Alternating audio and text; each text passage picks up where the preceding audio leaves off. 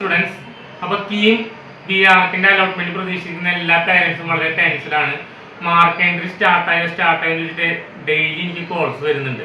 അപ്പം ഞാൻ അതിനുമായി ബന്ധപ്പെട്ട് 1-2 കാര്യങ്ങൾ ജസ്റ്റ് പറയാൻ ആഗ്രഹിക്കുന്നുണ്ട്. എന്താണെന്ന് വെച്ച് കഴിഞ്ഞാൽ, വൺസ് ഇത് എൻട്രി സ്റ്റാർട്ട് ചെയ്ത് നമ്മുടെ ചാനൽ എന്തായാലും അപ്ഡേറ്റ് ചെയ്യുന്നതായിരിക്കും. പക്ഷേ ഇതിനെ പറ്റിയിട്ട് ആരും ഒന്നും പറയുന്നില്ല. ഒഫീഷ്യലായിട്ട് അന്വേഷിക്കുമ്പോഴൊന്നും ഇതിനുമായി ബന്ധപ്പെട്ട് ഒരു ഒഫീഷ്യലായിട്ടുള്ളൊരു മറുപടിയോ നോട്ടിഫിക്കേഷനോ പ്രസ് റിലീസോ ഇതുമായി ബന്ധപ്പെട്ട് എൻ്റെ അറിവിൽ ഇതുവരെ വന്നിട്ടില്ല. നിങ്ങൾ എന്തെങ്കിലും കണ്ടിട്ടുണ്ടെങ്കിൽ കമൻറ്റ് ബോക്സിൽ കമൻറ്റ് ചെയ്യാവുന്നതാണ്, ഞാൻ റിപ്ലൈ തരുന്നതായിരിക്കും. എനിക്ക് പറയാനുള്ളത് എന്താണെന്ന് വെച്ച് കഴിഞ്ഞാൽ, ഫസ്റ്റ് കീം ഇത് വന്നപ്പോൾ കീമിൻ്റെ പ്രോസ്പെക്ടസ് റിലീസ് ചെയ്തിരുന്ന സമയത്ത് അതിനുള്ളിൽ വളരെ ക്ലിയർ ആയിട്ടൊരു കാര്യം മെൻഷൻ ചെയ്തിട്ടുണ്ടായിരുന്നു. ഈ പ്രോസ്പെക്ടസിൽ പറഞ്ഞത് ഇത്രയേ ഉള്ളൂ, അതായത് ജൂലൈ 30 വരെയുള്ള നാറ്റ സ്കോർ കൺസിഡർ ചെയ്യും. അപ്പോൾ ജൂലൈ 30 വരെയുള്ള നാറ്റ സ്കോർ കൺസിഡർ ചെയ്യുമെന്ന് വെച്ച് കഴിഞ്ഞതിൻ്റെ അർത്ഥം ജൂലൈ 30ക്ക് മുമ്പ് റിലീസായിട്ടുള്ള എല്ലാ നാറ്റ സ്കോറും പരിഗണിക്കേണ്ടതാണ്. അപ്പോൾ അത് ഒരു ഗവൺമെന്റ് ഓർഡർ വഴിയാണ് അത് ക്യാൻസൽ ചെയ്യാൻ പറ്റില്ല. അത്തരത്തിലുള്ള ഒരു ഗവൺമെന്റ് ഓർഡർ ഇതുവരെ വന്നിട്ടില്ല എൻ്റെ അറിവിൽ. അപ്പോൾ അതിൽ നിന്ന് മനസ്സിലാക്കേണ്ടത് ജൂലൈ 30ക്ക് ശേഷമായിരിക്കും, അതായത് ഓഗസ്റ്റ് ഫസ്റ്റ് വീക്കിലായിരിക്കും ബി ആർക്കിന്റെ എൻട്രിയും അതുപോലെ തന്നെ റാങ്ക് ലിസ്റ്റ് പബ്ലിക്കേഷനൊക്കെ ഉണ്ടാവുള്ളൂ. അപ്പോൾ ജൂലൈ ഒരു സെക്കൻഡ് വീക്കോട് കൂടിയിട്ടാണ് അലോട്ട്മെന്റ് സ്റ്റാർട്ട് ചെയ്യുള്ളൂ എന്നാണ് നമുക്ക് ഏകദേശം മനസ്സിലാക്കാൻ സാധിച്ചിട്ടുള്ളത്. അപ്പോൾ ഇതുകൊണ്ട് തന്നെ പല പ്രൈവറ്റ് കോളേജസും സീറ്റ് കഴിയാറായി എന്ന് പറഞ്ഞിട്ട് പാരന്റ്സിനെ വിളിച്ച് കൺഫ്യൂസ് ചെയ്യുന്നത് കൊണ്ട് തന്നെ പല പാരന്റ്സും ആകെ വെറീഡാണ്. പക്ഷെ ഇതുകൊണ്ടുള്ള കുറച്ച് പോസിറ്റീവ് കാര്യങ്ങൾ എനിക്ക് പറയാനുള്ളത് വെച്ച് കഴിഞ്ഞാൽ, ഇത് ഓൾറെഡി ജോസ് അലോട്ട്മെന്റ് കഴിഞ്ഞ് അത്തരത്തിൽ സീറ്റ് കിട്ടിയ കുട്ടികളൊന്നും തന്നെ പിന്നെ കീം അലോട്ട്മെന്റിൽ പങ്കെടുക്കാനുള്ള സാധ്യത കുറവാണ്.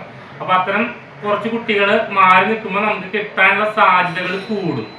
അപ്പോൾ നമ്മൾ പറഞ്ഞു വന്നതെന്ന് വെച്ച് കഴിഞ്ഞാൽ, ഈ അലോട്ട്മെന്റ് വൈകുന്നത് കൊണ്ട് തന്നെ നമുക്ക് ഒരുപാട് പോസിറ്റീവ് കാര്യങ്ങളുണ്ട്. ലൈക്ക് ഇപ്പൊ നീറ്റ് അലോട്ട്മെന്റ് കഴിഞ്ഞതിന് ശേഷമാണ് വരുന്നതെങ്കിൽ പല കുട്ടികളും നീറ്റും നാറ്റും കീമും അതുപോലെ തന്നെ ജോസിയൊക്കെ ഒരുമിച്ച് നോക്കുന്നവരുണ്ടാവും. അപ്പൊ അവർക്ക് ഓരോ പ്രയോറിറ്റി ഉണ്ടാവും. ചിലപ്പോൾ ആദ്യത്തെ പ്രയോറിറ്റി MBBS ആയിരിക്കും, സെക്കൻഡ് പ്രയോറിറ്റി ആയിരിക്കും ബി ആർക്ക്, അത് കഴിഞ്ഞായിരിക്കും കേരളത്തിൽ എഞ്ചിനീയറിംഗ്. അങ്ങനെ ഓരോരുത്തർക്കും ഓരോ പ്രയോറിറ്റി ഓരോ രീതിയിലായിരിക്കും. അപ്പൊ ആ പ്രയോറിറ്റി അനുസരിച്ചിട്ടായിരിക്കും കുട്ടികൾ സെലക്ട് ചെയ്യുന്നത്. അപ്പോൾ ടോപ്പ് കിട്ടിയിട്ടുള്ള കുട്ടികളുണ്ട്, അവർ വേറൊരു പ്രയോറിറ്റി അവർക്ക് ഉണ്ട്, അവർ അവിടേക്ക് പോവുകയാണെങ്കിൽ അത്രയും